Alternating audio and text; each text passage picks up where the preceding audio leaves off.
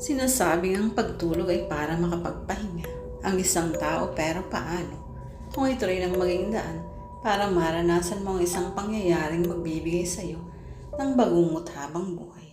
Ako si Marilyn at ito ang aking kwento ng kababalaghan. Ang kwentong ito ay nangyari halos isang taon na ang nakakalipas. Meron akong pinsan na nagngangalang Jessica. Parehas kaming 18 years old that time. Si Jessica ay kilalang matatakutin sa aming magpipinsan. Hindi ko alam kung paranoid lang ba siya o talagang malikot lang ang kanyang imagination. Ako kasi, personally hindi naniniwala sa mga multo, aswang at kung ano pang mga bagay na para sa akin ay hindi naman kapani-paniwala. Magkalapit lang ang bahay namin, kaya naman madalas ay tumatambay siya sa amin kapag naiiwang mag-isa sa kanila. Sabi ni Jessica, natatakot daw siya sa kanila dahil may nakikita siyang babaeng nakasuot ng kulay itim na damit. Tinatawanan ko lang siya. Sinasabi ko sa kanya na dahil sa pagiging matatakotin niya ay kung ano-ano ang nakikita niya. Buwan ng Abril ng panahon na iyon.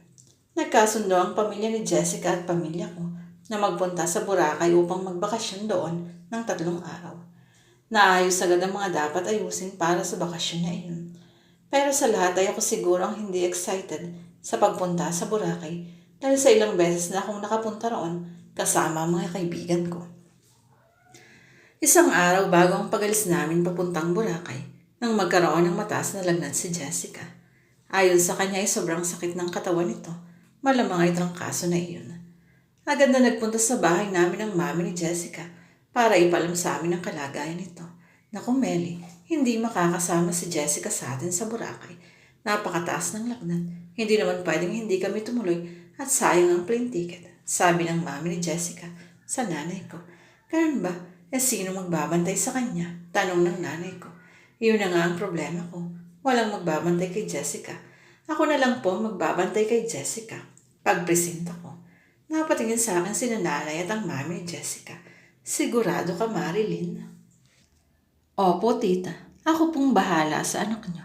Ang totoo kasi niyan ay tinatamad talaga akong sumama sa Boracay dahil lang beses na po akong nakapunta doon. Paliwanag ko. Naku, thank you, Marilyn. Tuwang-tuwa na sabi ng mami ni Jessica sa akin. Kinabukasan nga ay umalis na, papuntang Boracay ang buong pamilya. Ako na lang ang naiwang mag-isa sa bahay, pero kailangan kong lumipat muna kina Jessica para bantayan siya. Naglagay ako ng ilang damit at mga personal na gamit sa isang bag para hindi na ako pabalik-balik sa bahay. Bago umalis ay ibinili na rin sa akin ng mami ni Jessica kung ano-anong gamot ang iinumin ng anak niya. Bago pa gumabi ay nagpunta na ako sa bahay ni na Jessica. Naabutan ko siyang nakahiga sa sopa at nagbabasa ng libro. Nilapitan ko siya at inagaw sa kanya ang binabasa. Hey, ano ba, Marilyn? Akin na yan, sabi niya. Hindi ka pa pwedeng magbasa, Jessica. Baka mabinat ka. Dapat pagbalik dito ni na tita, magaling ka na, sabi ko. Humalukip-kip siya. Bakit ba kasi ako nagkasakit? Di sana kasama ako sa Boracay. Ikaw, Marilyn, okay lang sa'yo na hindi ka kasama. Gosh, ayoko na, no?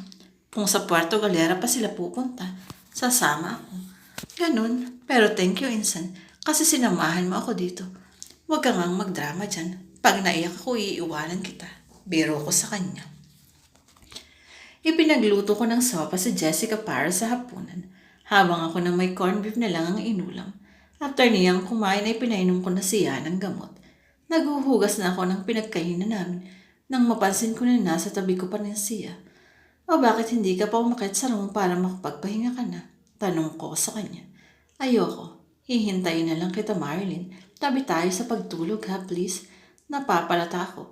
Masyado ka talagang matatakotin. Basta, tabi tayo. Magkatabi kami sa kama ni Jessica. Tulog na siya habang ako ay nagpapaantok pa sa pamamagitan ng pagbabasa ng libro na kanina ay binabasa niya. Nang antukin na ako ay nilapag ko ang aklat sa side table at pumikit na ako para matulog. Makalipas lang ilang sandali ay tuluyan na akong nakatulog at wala na akong kamalay-malay sa nangyari sa paligid. Biglang nagmulat ng kusa ang aking mga mata. Kung kanina ay nakatakilid akong natulog, ngayon ay nakatihaya na ako at ang mata ko ay nakatutok sa kisame. Alam ko sa sarili ko na tulog pa ako, Pero bakit nakabukas ang mga mata ko? Sinubukan kong gumalaw pero kahit ang mga daliri ko sa kamay ay hindi ko maiangat. Ang naigagalaw ko lang ay ang mga eyeballs ko. Umikot ang mga mata ko sa gawin ni Jessica. Nakita kong tulog na tulog pa rin siya. Sinubukan kong ibuka ang bibig ko para tawagin siya. Pero pati dila ko ay hindi ko maigalaw. Wala kahit na anong tunog na lumalabas sa bibig ko. Panaginip ba talaga ito? O baka naman isang bangungot? Natigilan ako nang makarinig ako ng yabag ng paa. Palakas ng palakas na parang papalapit sa amin. Napatingin ako sa nakabukas na pinto ng kwarto. Nang hilakbot ako nang makakita ko ng isang matangkad na babae na nakasuot ng mahabang damit na kulay itim. Mahaba din ang buhok na abot sa bewang nito. Nakakatakot ang mukha niya. Nanlalaki ang mga mata at gadultok lang ang itim sa gitna ng mga mata nito. Naglalakad siya papalapit sa amin. Gusto kong gisingin si Jessica ng oras na yun. Pero paano? Hindi ako makagalaw. Hindi ako makapagsalita. Takot na takot ako ng sandaling iyon. Ramdam ko ang butil-butil na pawis sa noo ko. Hindi ko kilala ang naturang babae. Pero isa lang ang sigurado ko. Hindi siya tao. Tumigil ang babae sa ulunan ko. Nagsusumika pa rin ako na may galaw ang katawan ko ng mga oras na iyon. Matagal na nakatayo ang babae roon. Hanggang sa bigla siyang dumukwang sa mukha ko. Kitang-kita ko ang mukha niya sa malapitan. Nakakatakot ang kanyang mga mata. Pati na rin ang kanyang bibig na bahagyang nakabukas. Ang ilang hibla ng buhok ng babae ay sumasayad na sa aking balikat. Kaya naman ganoon lang ang pagtatayuan ng mga balahibo ko dahil sa takot. Gusto kong ipikit na lang ang aking mga mata para hindi na makita ang nakakatakot na babae. Pero hindi ko magawa. Sana sinasabi ng iba na kapag tulog ang tao ay humihiwalay ang kaluluwa sa katawang lupa nito. Naglalakbay daw ito, kaya nagkakaroon ng mga samot-saring panaginip. Masaya, malungkot at mga nakakatakot na panaginip na nagdudulot ng bangungot sa isang tao. Sinasabi rin na kapag tulog ang isang tao, dito tuwang-tuwa ang mga demonyo. Dahil kapag umaalis ang kaluluwa ng tao, nababakante ang katawan nito at maaaring gamitin ng demonyo ang walang kalaban-laban na katawan, lalo na't kung ang taong iyon ay mahina ang pananampalataya sa Diyos. Matagal ko nang kilala si Siron, isang simpleng binata na masayang naninirahan kasama ang kanyang ama, ina at dalawang kapatid na babae sa isang simpleng tahanan. Minsan ko na siyang nakitang umiyak nang muntik na silang maghiwalay ng kanyang nobya. Mahal na mahal niya ang naturang babae. Minsan ko na siyang nakitang nakatawa, masaya, at iyon ay na magkabalikan sila ng kanyang minamahal. Masipag na lalaki si Siron. Nagtatrabaho ng 12 oras sa isang araw para kumita para sa pamilya at para sa sarili. Nag-iipon din siya para sa pagpapakasal nila ng kanyang girlfriend. Gusto na niyang lumagay sa tahimik. Gusto na niyang magkaroon ng sariling pamilya sa tamang panahon. Palagi siyang nagdadasal bago matulog. Kapag nasisilip ko siya sa kanyang kwarto, ay nakikita ko siyang nakaluhod sa harap ng altar. Nakapikit at umuusal ng panalangin. Panginoon, maraming salamat po sa mga biyayang ipinagkaloob niyo sa akin. Sana po ay patuloy niyo akong bigyan ng lakas para magampanan ko ng maayos ang trabaho ko. Ilayo niyo po ako sa pamilya. Ang pamilya ko sa sakit at kapahamakan. Amen. Iyon ang gabi-gabi niyang dinadasal. Naririnig ko siya. Kapag may oras, hindi nakakalimutan ni Siron na dumaan sa simbahan. Minsan ay nakita ko na siyang pumasok doon, lumuhod at nagdasal. Minsan ko na rin siyang nakita sa puno ng problema, ng isang dagok sa buhay ang dumating sa kanyang pamilya. Tayo naman, bakit kayo nagkautang kay Gardo? Alam niyo naman na sindikato yun. Halos maiyak na tanong ni Siron sa kanyang ama na nakaupo sa upuhan habang sapo ang ulo. Inaya niya kasi ako ng sugal kasama ang mga kaibigan ni anak. Natalo ko. Inalok niya akong umutang sa kanya.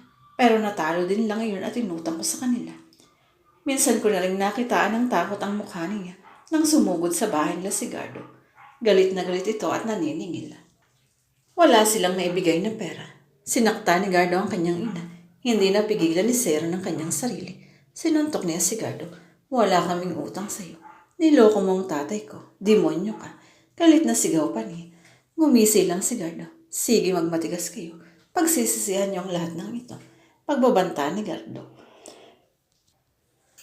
Minsan ko na rin siyang nakitaan ng labis na paghihinagpis nang minsan na umuwi siya galing sa trabaho. Panggabi siya nun kaya umaga na nang makauwi siya. Nasa hindi kalayuan pa lang siya mula sa kanilang bahay nang makita niya na maraming tao at mga pulis ang bahay nila. Nagmamadali ang kanyang mga paa na lumapit doon at nalaman niya na walang awang pinatay ang kanyang buong pamilya nang gabing nagpapakasubsob siya sa trabaho. Isang napakalungkot na pangyayari. Tumigil ang mundo ni Siron. Hindi na siya pumapasok sa trabaho. Pati ang girlfriend niya ay iniwala na siya. Hindi na kumakain sa halip ay palaging alak ang hawak. Palaging nakakulong sa kanyang madilim na kwarto. Umiiyak, nagwawala at kinakausap ang sarili. Wala siyang ibang sinisi kundi ang sabi niyang Diyos. Palagi naman siya nagdadasal. Bakit nangyari ito? Nagkulang ba ang kanyang pananampalataya? Ang pagtulong na lang ang pahinga niya sa lahat ng sakit na kanyang dinaranas. Iyon na lang ang pagkakataon niya para maging payapa. Pero pag-gising niya, babalik na naman siya sa dati. Iiyak, maglalasing, kakausapin ang sarili at sisisihin ng Diyos. Minsan ay sumilip ako sa kanyang silid. Lango na siya sa alak. Nakita ko siyang ibinato ang bote sa dingding. Kumalat at nagkapira-pirasong bubog sa sahig. Gumapang si Siron pakit sa kanyang kama at natulog. Nakatingin lang ako sa kanya ng sandaling iyon. Hanggang sa may makita akong anino. Isang nakakatakot na anino. Meron itong 3 sungay at mga kamay na may mahahabang kuko. Isang demonyo. Laway na laway sa walang kalaban-laban na katawan ni Siron. Gumuhuna ang pananampalataya ng lalaki sa Diyos, kaya madali niyang maaangkin ang katawang iyon. Pinasok ng demonyong iyon ang katawang lupa ni Siron. Nang magising siya ay namumula na ang kanyang mga mata. Naglalaway at tumatawa. Hindi na siya si Siron dahil pinasok na ng demonyo ang katawan niya habang tulog. At ako, alam niyo ba kung nasaan ako? Nandito ako, sa loob ng katawan ni Siron. At ako